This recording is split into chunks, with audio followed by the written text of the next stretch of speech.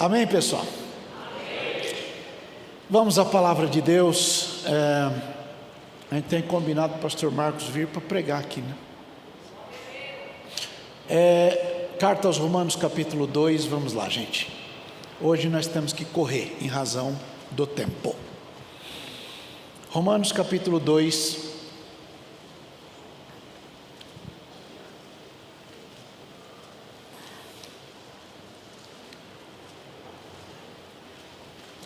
Do verso 1 até o verso 16.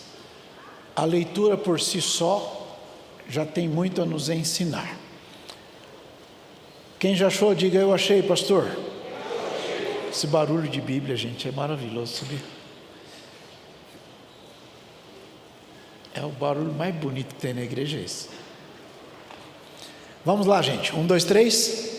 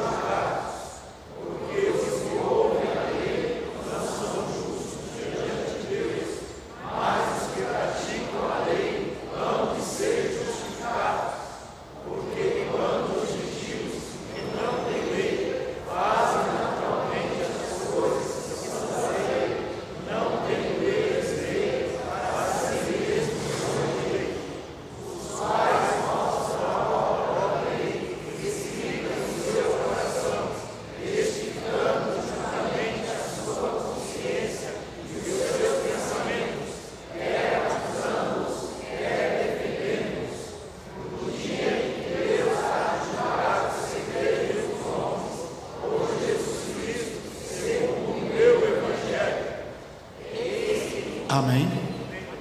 Amém? Amém. Podemos assentar.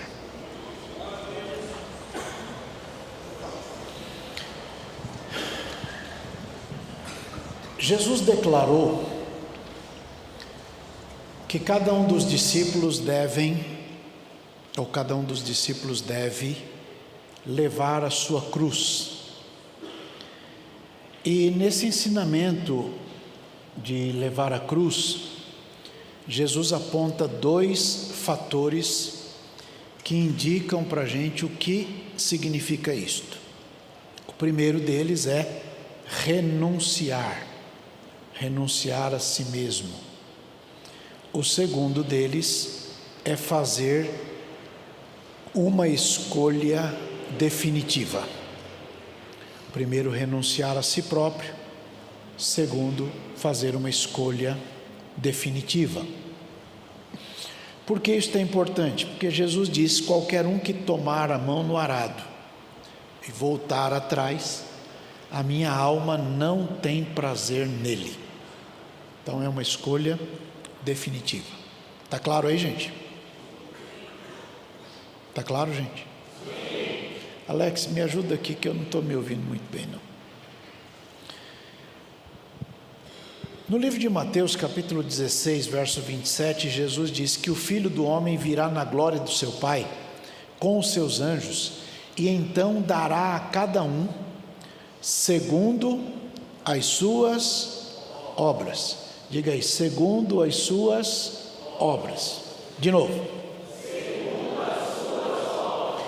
Isso quer dizer que Jesus vai avaliar as obras de cada um de nós.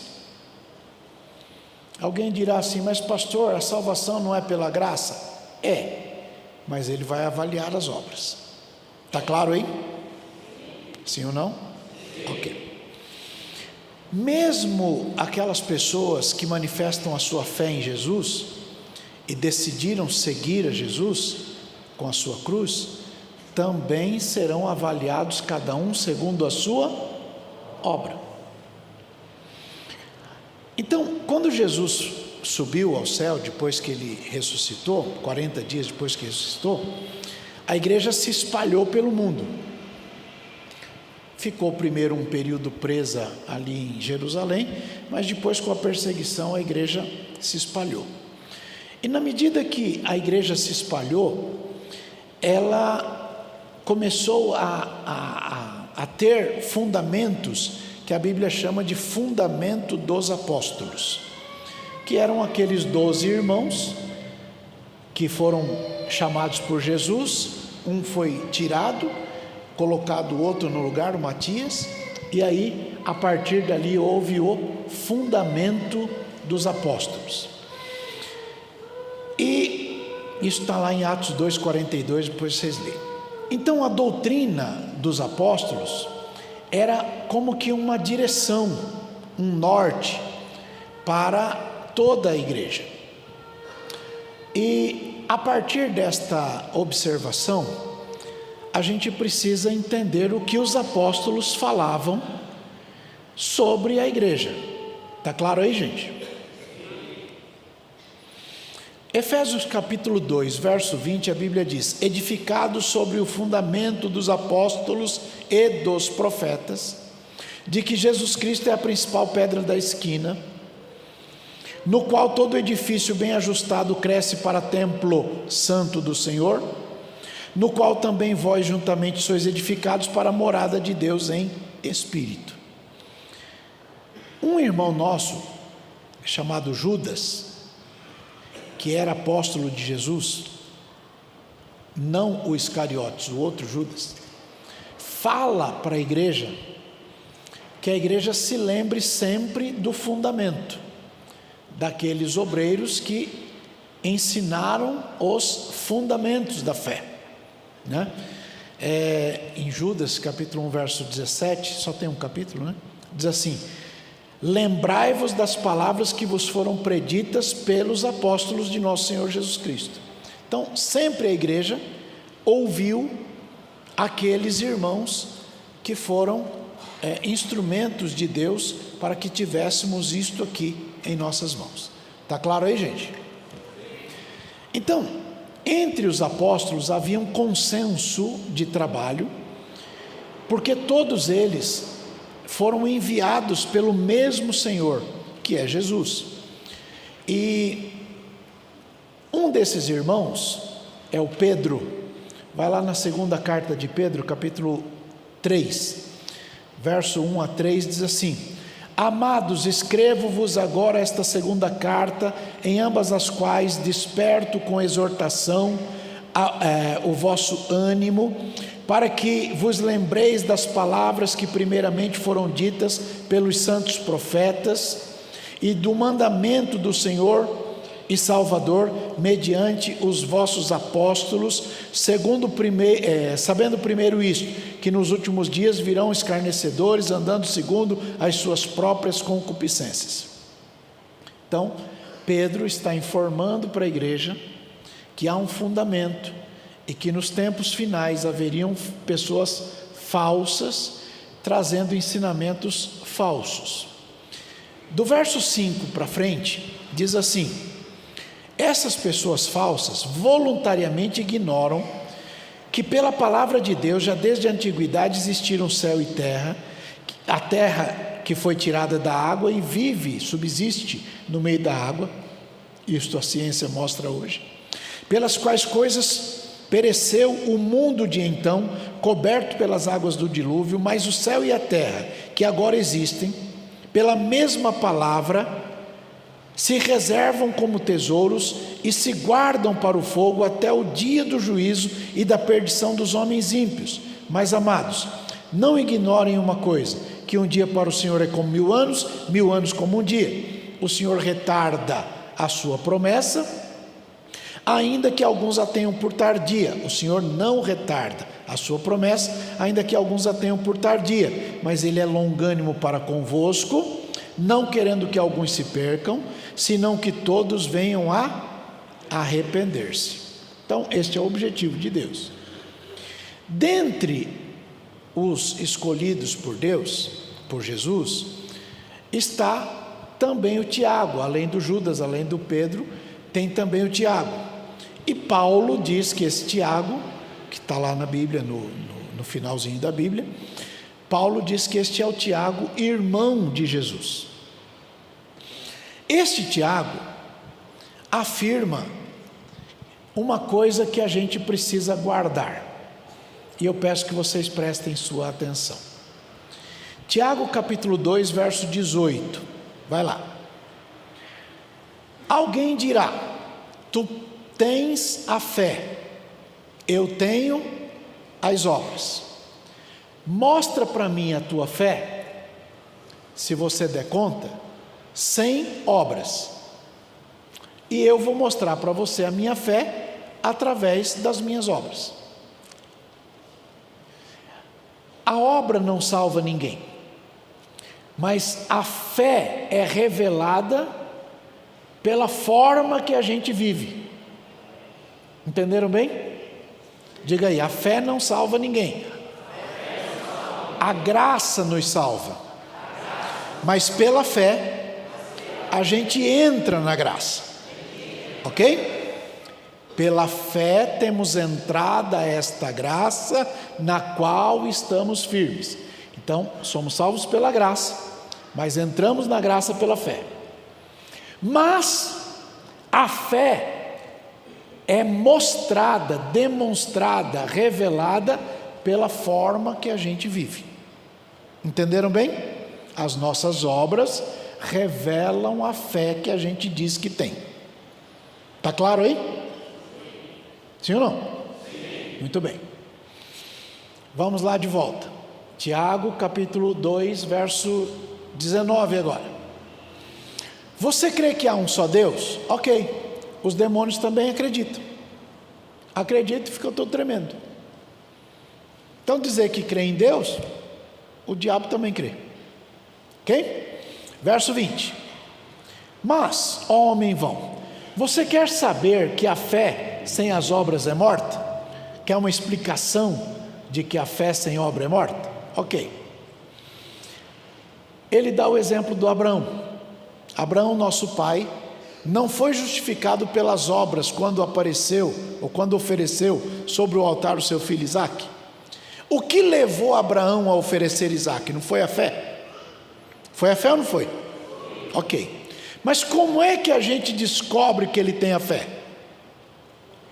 Com o que ele fez. Entenderam bem? Sim ou não? Então a obra revela a fé que a gente diz que tem. Está claro?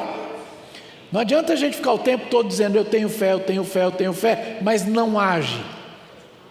Você tem que agir segundo a fé que você diz que tem. Está claro aí? Deus disse para Abraão: vai ser papai. Diz para Sara: vai ser mamãe. Ele tem 100 anos, ela tem 90. Só tem uma criança no planeta que nasceu por obra e graça do Espírito Santo. As outras crianças nasceram do jeito que vocês sabem que nasce criança. Então não basta Abraão crer, ele teve que agir. Olha para o colega e entendeu? Sim ou não? Ok. Volta lá de novo. Verso 22 agora. Bem vês que a fé cooperou com as obras. A fé cooperou com as obras. E pelas obras, a fé foi aperfeiçoada. É pela fé que ele fez. Agora, o que ele fez aperfeiçoou a fé. Entenderam bem? Sim ou não? Ok. Então cumpriu-se a escritura que diz: creu Abraão em Deus e foi-lhe isso imputado como justiça, e foi chamado amigo de Deus. Então ele tinha fé, agiu segundo a fé revelou a fé, a obra revelou a fé que ele tinha. Ok? Próximo. Então vejam que o homem é justificado pelas obras e não só pela fé. Quem está dizendo isso é Tiago. Verso 25. E de igual modo, a Raabe, lá da cidade de Jericó, foi justificada pelas obras quando recolheu os emissários e os despediu por outro caminho. Não bastou ter fé, dizendo que o Deus de Israel ia tomar Jericó. Ela teve atitude concreta. Entenderam bem? Atitude concreta. Próximo. Assim como o corpo sem o espírito está morto, assim também a fé sem obras é morta. Então não basta dizer que tem fé, você tem que agir pela fé que você diz que tem. Entenderam bem? Quando Paulo fala da nossa nova identidade, ele fala também de que para chegarmos lá, a gente precisa ser fiel. E o ser fiel, na cabeça de Paulo, é agir o tempo todo. Vai lá na primeira carta aos Coríntios, capítulo 15, verso 58. 15, 58. Leia.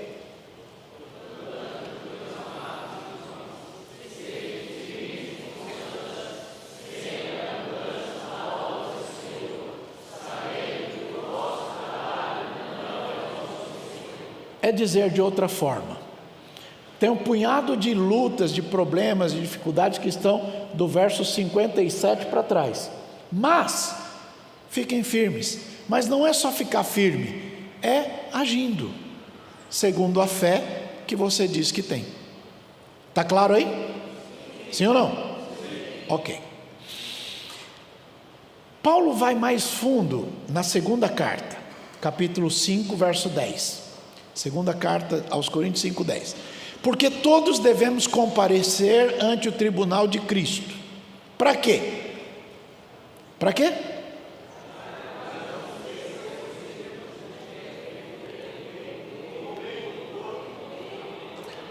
Veja, todos vamos comparecer diante do tribunal de Cristo. Para quê? Para que cada um de nós receba segundo o que tiver feito por meio do corpo, ou bem ou mal. Então veja, no dia que você entregou a sua vida a Jesus, exatamente neste dia, Jesus pegou o teu passado, jogou fora, começou tudo de novo. Entenderam bem? Na hora que ele começou tudo de novo, nós vamos comparecer diante do tribunal de Cristo para receber, a partir desse momento, aquilo que tivermos feito por meio do corpo, ou bem ou mal. Está claro aí? Sim ou não? Ok. As coisas velhas se passaram, tudo se fez novo, e aí a gente tem uma nova vida. Então Tiago disse que a fé precisa de obras concretas, que revelem a ela. Porque a fé sem obras é morta. Tiago 2,17, leia lá.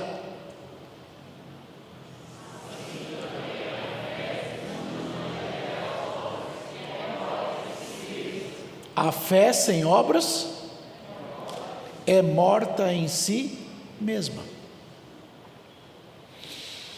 Jericó, lembra da cidade de Raabe, né? Jericó. Jericó caiu, os muros caíram e tal. E por que caiu? Porque Deus disse que ia dar vitória, perfeito? Agora, quando Deus falou com Josué, ele ficou sentado olhando para a cidade para ver ela cair? Não. O que ele fez? Ele obedeceu a orientação de Deus. Deus disse para ele assim: dá uma volta por dia durante 6 dias. No 7º dia, dá 7 voltas.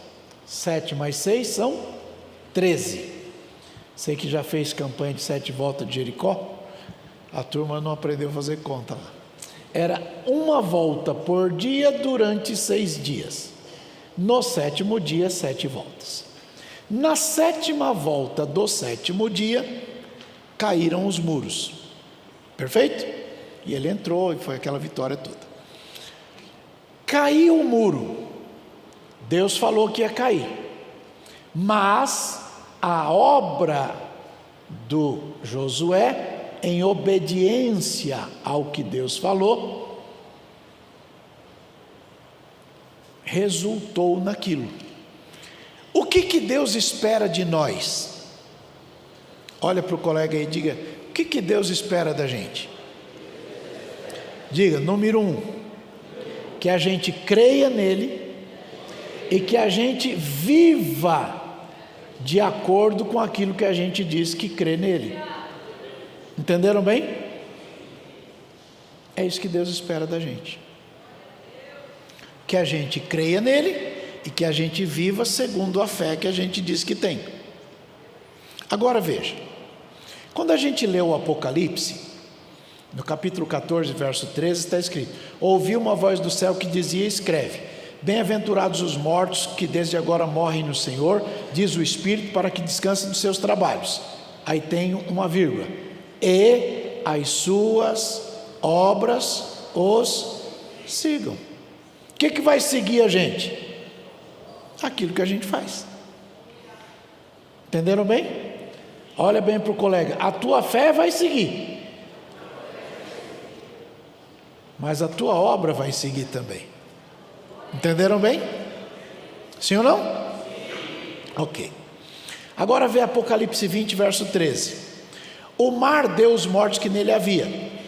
A morte e o inferno também deram os mortos que neles havia. E foram julgados cada um. Foram julgados cada um? Foram julgados cada um? Não é segundo a sua fé? Não, é segundo as suas obras. Então, alguém com sinceridade diria assim: mas pastor, a salvação não é pela graça de Deus mediante a fé que nos coloca dentro da graça? Sim, é. A gente é salvo única e exclusivamente pela graça de Deus. E sobre isto nós temos algumas considerações. Vai lá no livro de Tito, capítulo 2.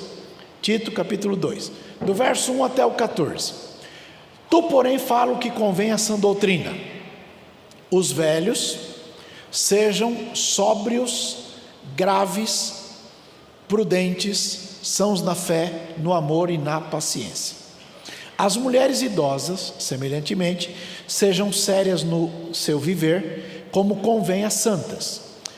E aí ele dá um mapa de como é séria. Uma mulher séria é uma que não calunia ninguém, que não vive enchendo a cara, que sejam mestras no bem. Estas mulheres são capazes de ensinar as outras mulheres mais novas como viver em família, amar o marido, amar o filho, serem moderadas, castas, uma dona de casa exemplar. Não está dizendo que ela tem que ficar o tempo todo lá, não, mas ela comandar bem as suas atribuições, sujeitas ao marido, a fim de que a palavra de Deus não seja blasfemada. Exorta também os jovens, para que os jovens sejam moderados. Em tudo, você, Tito, seja exemplo de boas obras. Seja exemplo de boas obras. E como é que você vai ser exemplo de boas obras? Número 1, na doutrina, não seja corrupto. Mostra incorrupção. Não fica mexendo na doutrina para colocar coisas que não tem ou tirar coisas que tem. Na doutrina, mostra incorrupção, gravidade, sinceridade, linguagem sã, linguagem irrepreensível, para que o inimigo, o adversário, se envergonhe não tendo nenhum mal que dizer de vocês.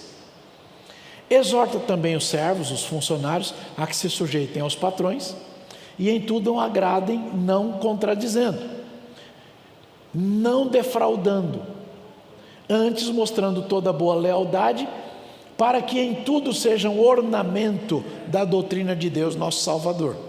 Ele está dando um mapa de como vive. Por quê? Por que tem que viver desse jeito, que está do verso 1 até o verso 10? Por que tem que viver desse jeito? Por quê? Leia, gente.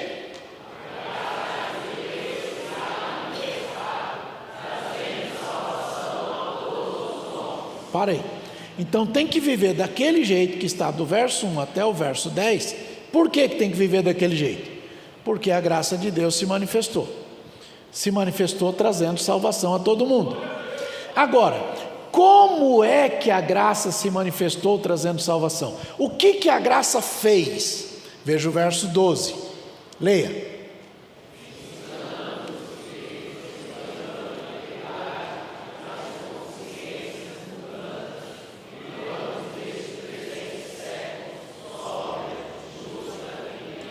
Então diga, a graça se manifestou ensinando. O que a graça faz? Ela ensina. Ensina a gente viver direito, decentemente. Entenderam bem? Sim ou não, gente? Sim. Ok. Então, se ela ensina a gente viver direito, a gente precisa primeiro renunciar à impiedade. Segundo, renunciar à concupiscência mundana, pecado. E aí então a gente vai viver sobriamente, cabeça no lugar, pé no chão, justamente e piamente ou piedosamente. Verso 13. Quando a gente vive assim, a gente vive esperando Jesus voltar. A bem-aventurada esperança, o aparecimento da glória do grande Deus, nosso Senhor Jesus Cristo. Verso 14. Ele, Jesus Cristo, se deu a si mesmo por nós para nos remir de quê? De toda iniquidade e purificar para Ele mesmo um povo que é especial para Ele, um povo que é zeloso de boas obras. Então, ser crente não é vir como está e ficar como quer. Vem como está, pode estar na pior situação do mundo, mas a graça de Deus vai ensinando a mudar de vida. Entende? Não é uma questão de não faz ou não pode. A graça de Deus vai ensinando a gente, e a gente vai vivendo cada dia melhor. Quando eu era criança tinha uma musiquinha que dizia sempre melhorando, sempre melhorando, sempre melhorando no Senhor. A gente vai sempre melhorando. Hoje a gente está um pouquinho melhor do que ontem, amanhã a gente pode estar um pouquinho melhor do que hoje, e a gente vai melhorando. A vereda do justo é como a luz da aurora, que vai brilhando, brilhando até ser dia perfeito. Amém? Bom, Paulo está dizendo que a gente deve viver de tal forma sóbria, justa e piedosamente, e isso se traduz em obra. Perfeito? Sobriedade, prudência, uma fé saudável, caridade. Caridade, o que é caridade? É o amor levado às últimas consequências em benefício do outro. Isso é caridade. O resto é balela. Paciência, entenderam bem? Seriedade no viver, uma linguagem sadia, vivendo na verdade, equilíbrio com as coisas, aplicação na vida, né? Moderação, incorrupção, sinceridade. Gravidade, quando a Bíblia fala gravidade, é seriedade, serenidade, linguagem sadia, né? Honestidade no trabalho, uma vida sem fraude, uma vida de lealdade. Então, você quer ver se uma pessoa é de fato convertida a Deus? Olha os negócios dele, porque é impossível alguém convertido ser desonesto. Se ele é desonesto, não é convertido. Se ele é convertido, não é desonesto. Entenderam bem, gente? Sim ou não, gente? Sim. Aquele que fica passando os outros para trás, dá uma carteirada de crente, de pastor, mas é uma treva. Vai e diz assim, eu sou, falando por hipótese, tá? Pintor de parede, pode acreditar porque eu sou crente. Aí contrata e diz, como é que você me dá 50% e 50% no final? Ele pega os 50% e some. Entende? Uma pessoa desta não pode dizer que está convertido, porque convertido não faz isso. Convertido é fiel no trato. Diga aí, fiel no trato. Aliás, ser fiel no trato é um requisito para ser obreiro. Tem que ser fiel no trato. Se você pega um obreiro que não é fiel, trata uma coisa e não cumpre, ele pode ser o que quiser, menos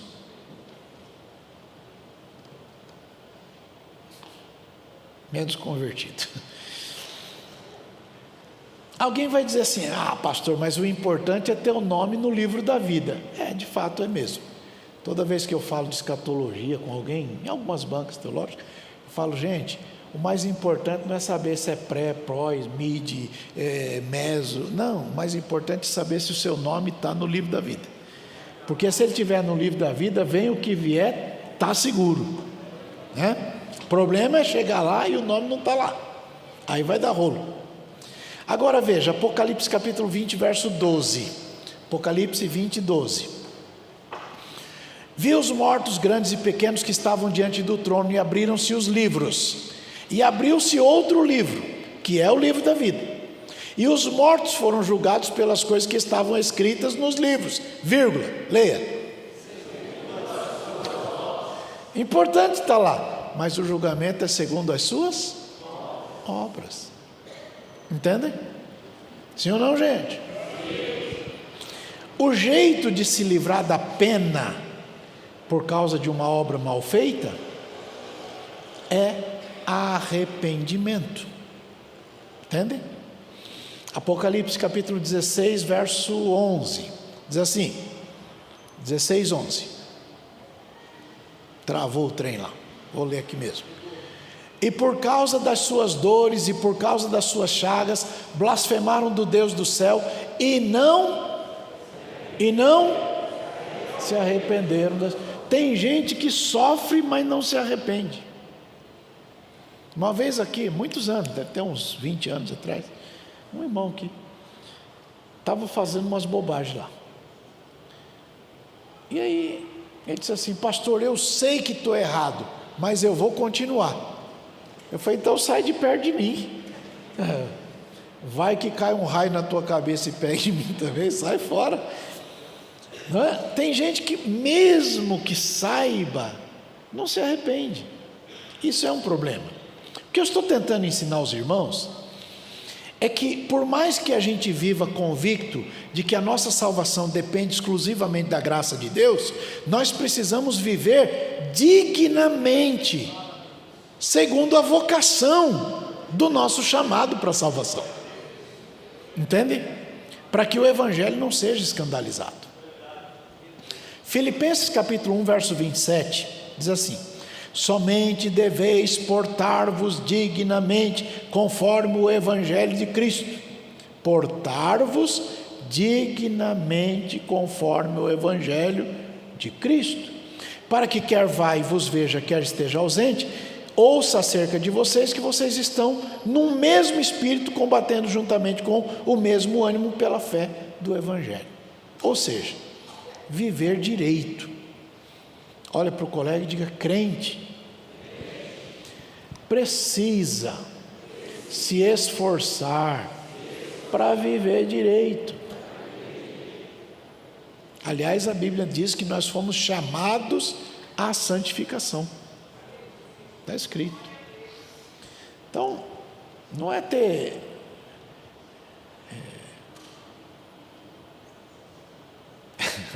eu ia falar Dona Flor e seus 2 maridos, e o seu José e suas 2 mulheres. A gente tem que andar direito, gente. Andar direito. Honestamente. Porque senão vai dar rolo. Veja Paulo. Paulo foi o homem que mais falou da graça. Colossenses capítulo 1, verso 10. Veja. Colossenses 1, 10. Para que possais andar dignamente diante do Senhor, agradando ao Senhor em tudo, frutificando em toda boa obra e crescendo no conhecimento de Deus. Perfeito? Então, quando ele fala, essa ele falou aos Colossenses, quando ele falou aos Tessalonicenses, ele foi mais longe ainda. Primeira carta aos Tessalonicenses, capítulo 2, versos 5 a 13. Veja. Travou de novo lá. Porque, como bem sabeis, nunca usamos de palavras lisonjeiras, nem houve um pretexto de avareza. Deus é testemunha. Paulo está dizendo que ele, obreiro, não era um charlatão, tá? E não buscamos glória dos homens, nem de vocês, nem de outros, ainda que a gente podia, como apóstolos de Cristo, ser-vos pesado. Antes, fomos brandos entre vós, como a ama que cria seus filhos. Assim nós, sendo-vos tão afeiçoados de boa vontade, quiséramos comunicar-vos não somente o Evangelho de Deus, mas ainda a nossa própria alma, porquanto nos éreis muito queridos. Porque bem vos lembrais, irmãos, do nosso trabalho e fadiga, pois trabalhando noite e dia para não sermos pesados a nenhum de vós, vos pregamos o Evangelho de Deus. Vós e Deus sois testemunhas de quão santa e justa e irrepreensivelmente nos ouvemos para convosco os que crestes. Assim como bem sabeis de que modo vos exortávamos e consolávamos a cada um de vós, como o pai a seus filhos, para que vos conduzisseis dignamente para com Deus,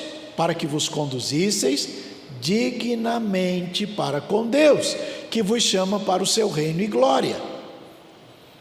Pelo que também damos sem cessar graças a Deus, pois havendo recebido de nós a palavra da pregação de Deus, a recebestes, não como palavra de homens, mas segundo é na verdade, como palavra de Deus, a qual também opera em vós os que crestes.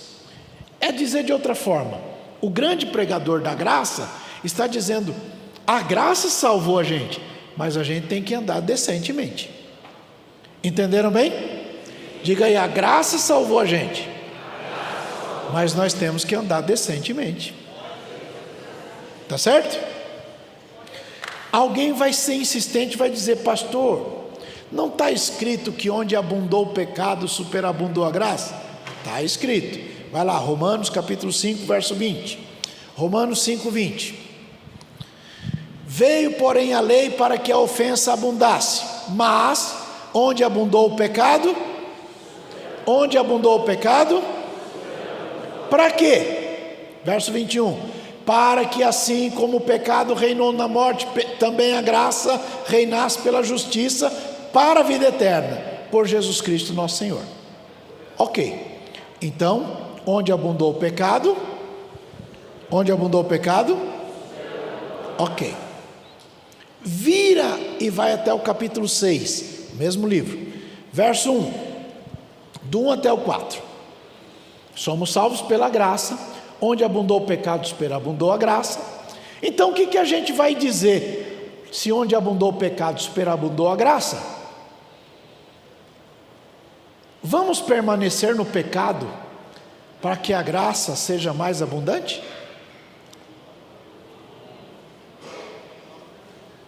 Vamos lá de novo.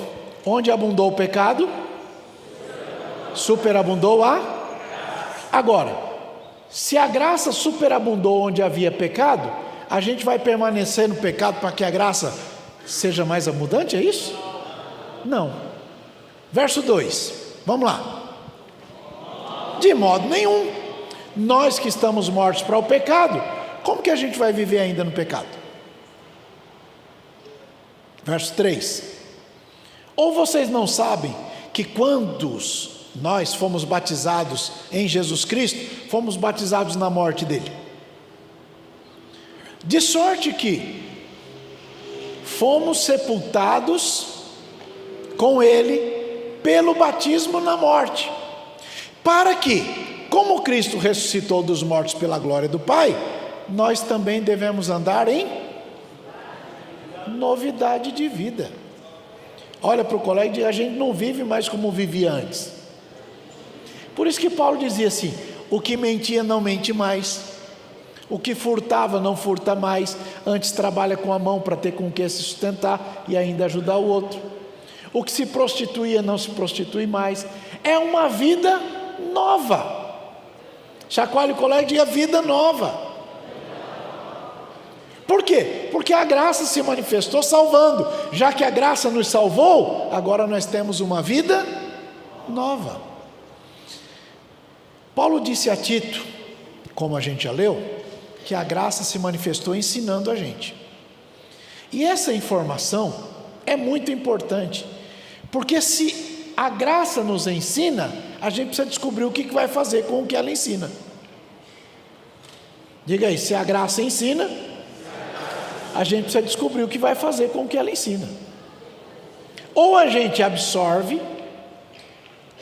ou a gente larga ela para lá. Agora veja, a Bíblia diz assim, ó: não sejamos apenas ouvintes, mas praticantes ou fazedores da obra. A gente não pode ser um ouvinte que entra por aqui e sai por aqui, mas a gente deve colocar em prática a palavra de Deus. Então a graça de Deus ensina para a gente que tem um modo de vida diferente. Eu vou ler o último verso por conta da hora. Hoje eu queria ter mais tempo, mas não deu. Agora veja, vai lá no livro de Efésios capítulo 2, verso 20. Efésios 2, 20. Edificados sobre o fundamento dos apóstolos e dos profetas, de que Jesus Cristo é a principal pedra da esquina, no qual todo edifício bem ajustado cresce para templo santo do Senhor, no qual também vós juntamente sois edificados para a morada de Deus no Espírito. Por esta causa, eu, Paulo, sou prisioneiro de Jesus Cristo, por vós, os gentios, se é que tendes ouvido a dispensação da graça de Deus, que para convosco me foi dada. Como me foi este mistério manifestado pela revelação, como acima em pouco vos escrevi, pelo que quando ledes, podeis perceber a minha compreensão do mistério de Cristo, o qual noutros séculos não foi manifestado aos filhos dos homens, como agora tem sido revelado pelo Espírito aos seus santos apóstolos e profetas, a saber, que os gentios são coerdeiros de um mesmo corpo e participantes da promessa em Cristo pelo Evangelho, do qual fui feito ministro pelo dom da graça de Deus, que me foi dado segundo a operação do seu poder. A mim, que sou o menor dos menores, o mais pequeno dos mais pequenos, ou o mínimo dos mínimos, me foi dada esta graça de anunciar entre os gentios o Evangelho e as riquezas incompreensíveis de Cristo. O que eu quero dizer para vocês é que Nós todos, irmãos, vivíamos numa vida complicada. Vai lá, Efésios capítulo 2, verso 2. Noutro tempo andaste segundo o curso deste mundo. Diga aí, noutro tempo. Agora não mais. Ok? Há um espírito no mundo que opera nos filhos da desobediência. Mas nós não somos mais filhos da desobediência. Porque Cristo foi obediente até a morte e morte de cruz. E nós estamos em Cristo. Então nós não somos mais filhos da desobediência.